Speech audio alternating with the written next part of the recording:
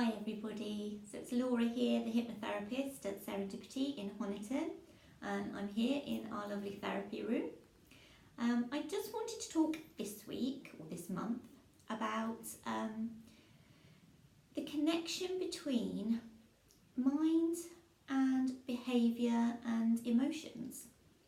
It tends to be something that I talk a lot about with my clients, and also something that they find quite surprising, so I thought perhaps it might be a good idea to just have a chat about that. So obviously as a hypnotherapist I mainly work on the mind and your thoughts, but it's really interesting how your mind and the things that you think about start to affect your emotions.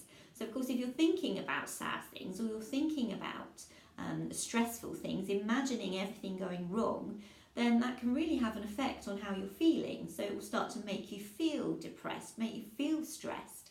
Whereas if you can keep those thoughts much happier and much brighter, kind of visualising the future going really well for you, it's amazing how much that affects your emotions and the way you're feeling about life in general. It can really affect your confidence. So you keep imagining something going wrong, something like an interview, and you're imagining that you're going to go in there, you're going to stumble on your words, you're not going to be able to answer the questions, and you keep rehearsing that in your mind, you will start to feel really nervous, really anxious about the interview. And then of course you can bring in the behaviour, and that can all start to affect your behaviour. So you may go in, if you're not feeling very confident, your shoulders might be slumped, you might not have that kind of confident demeanour that you really want. So all those things are so connected, and we're learning more and more about how the mind and body are connected. And thinking about it the other way round, which is really interesting, and something else that people don't necessarily realise, is that if you start to act in a particular way, so if you sit with your shoulders slumped, you're looking really sad, you kind of put on that demeanour of somebody who's really feeling fed up or not very confident, that can actually start to affect your thoughts and the way you feel, because your body and your mind are talking to each other all the time. So you start to act as though you're not very confident or you're feeling a bit sad.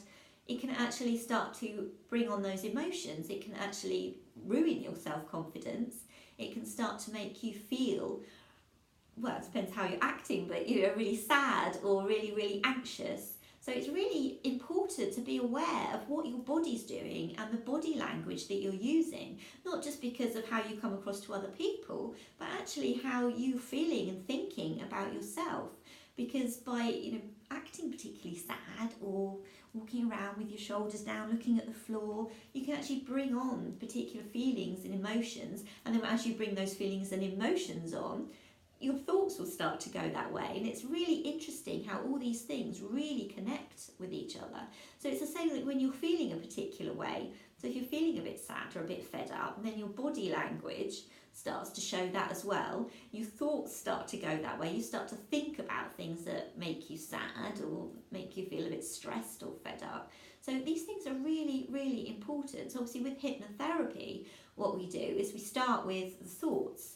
And something that I will go on to talk perhaps a bit more about next month is things called cognitive distortions, which are things that we all do, these little things that we do in our minds. So something, for example, catastrophizing, something that's a very common one.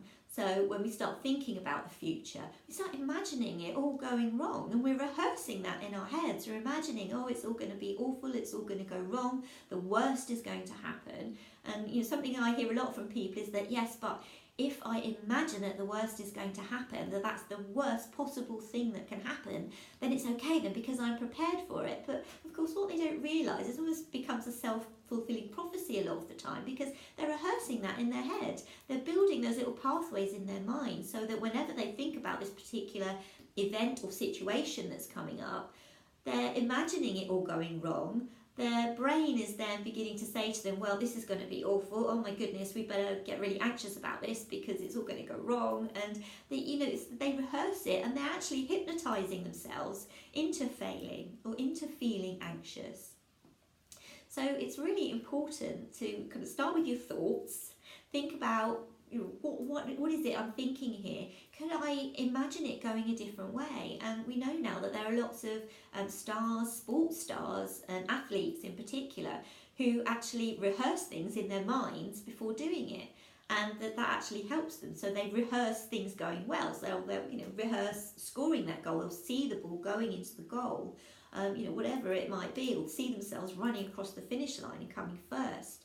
And that actually that really helps. If they were imagining coming in last every time, or that they were going to miss the goal every time, that would really begin to affect their actual performance. And as I say, we're learning more and more about this all the time, and just realising how important it is and how much our thoughts really affect what we do. So the thing is, if you're feeling a bit negative and feeling a bit down, a bit fed up, that to actually almost trick your mind and your body into feeling better. So sit up straight, hold your head up high, smile, laugh about something, and watch something funny on TV, start laughing, because that will actually begin to shift your thoughts, and that will shift your feelings, and it will just start to lift everything so that you'll start feeling a lot better.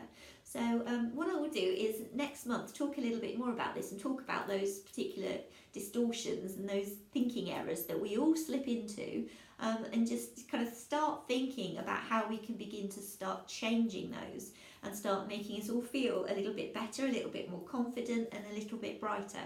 So have a really lovely month. I can't believe it's September already. So children going back to school and people going back to work. So I hope you have a really good month, and I will speak to you again in October. Thank you.